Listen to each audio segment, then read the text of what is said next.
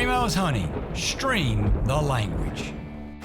Well, I'm Jordan Blissett, and this is Slade from Primos Hunting, and we're still talking about hung up turkeys. And you know, this scenario we're finna talk about now has happened to me a whole lot of times hunting new dirt. Right.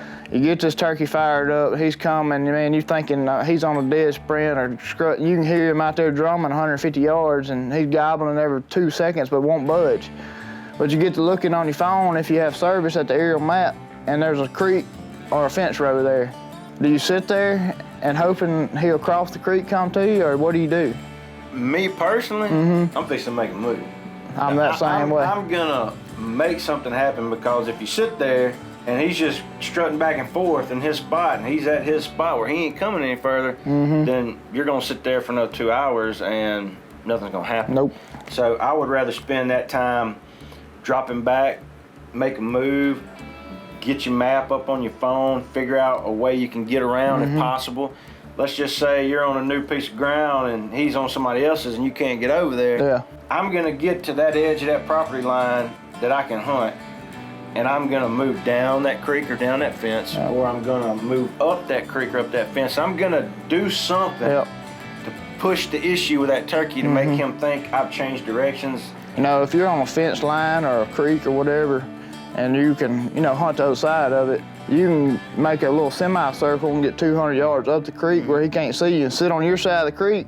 If he comes up edge of that creek, I'm gonna swim after him. If he gets up there where I can shoot him. That's right. Well, any just kind of directional change that you can do, just stay patient, which is hard to do, and just keep at him, you know, not aggressive, just enough to take his temperature and keep him, you know, gobbling and see what he's gonna do. Yep.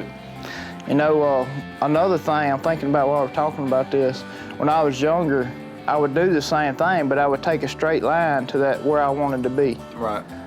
And I figured out I spooked a whole lot of turkeys taking that straight line to get up from him. So now I figured out that if you back up and take a semicircle approach, he's more likely not to hear or see you. Right. I'm gonna tell you a tactic that I've used before that worked. And it might work for someone else or it might not, but what I've done before in the past is I've backed up. I would quit calling, back straight up 200 yards. Yeah.